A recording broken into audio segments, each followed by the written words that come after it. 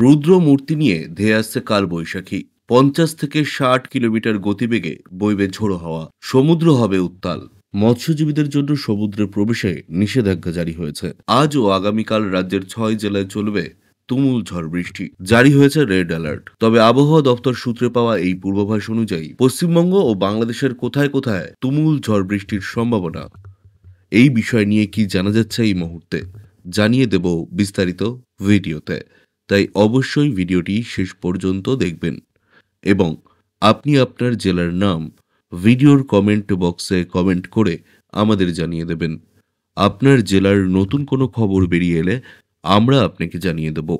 একটা ছোট্ট অনুরোধ আপনার কাছে, ভিডিওটিতে একটি লাইক করবেন এবং আপনি এই চ্যানেলটিতে নতুন হলে চ্যানেলটিকে সাবস্ক্রাইব করে পাশের বেল বাটনটি বাজিয়ে দেবেন পরবর্তী খবরগুলো সবার আগে দেখার জন্য।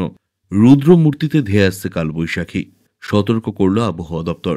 আজ বাংলার উপকূলের জেলাগুলিতে ঝোড়ো বাতাস বইবে। বাতাসের গতিবেগ থাকতে পারে ঘন্টায় ৬০ কিলোমিটার। সমুদ্র উত্তাল হবে।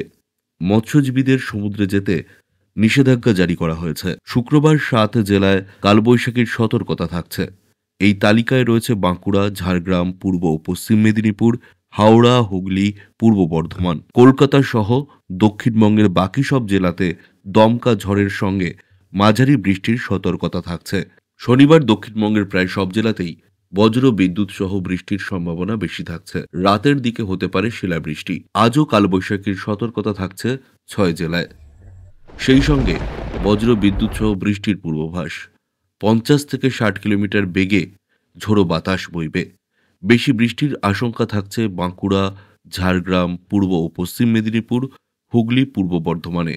কলকাতাতেও দমকা হাওয়ার সঙ্গে মাঝারি থেকে হালকা বৃষ্টির পূর্বাভাস। অন্যদিকে উত্তরবঙ্গের জেলাগুলিতেও বৃষ্টির পূর্বাভাস। সেই সঙ্গে ৩০ থেকে ৪০ কিলোমিটার গতিবেগে দমকা হাওয়া চলবে। তবে আগামী ২৪ ঘন্টায় উত্তরবঙ্গের তাপমাত্রায় বিশেষ কোনো হেরফের হবে না। তবে ২৪ ঘন্টার পর থেকে ৩ দিনে ৫ ডিগ্রি সেলসিয়াস তাপমাত্রা বাড়তে পারে বলেই অনুমান করা হচ্ছে।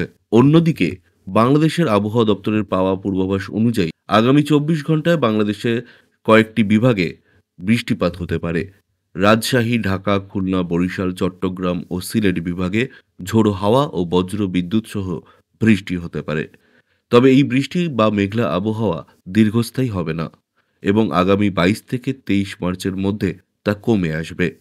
ঈদের দিন গরম পড়তে পারে বলে জানানো হয়েছে।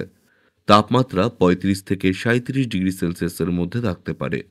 বিশেষত কালবৈশাখীর কারণে এই সময়ে ঝড় বৃষ্টি এবং গরমের অনুভূতি হতে পারে। তবে ঈদের দিন বৃষ্টি না হলেও গরমের প্রকোপ থাকবে, যা যাত্রাপথে বাড়তি ভোগান্তি তৈরি করতে পারে।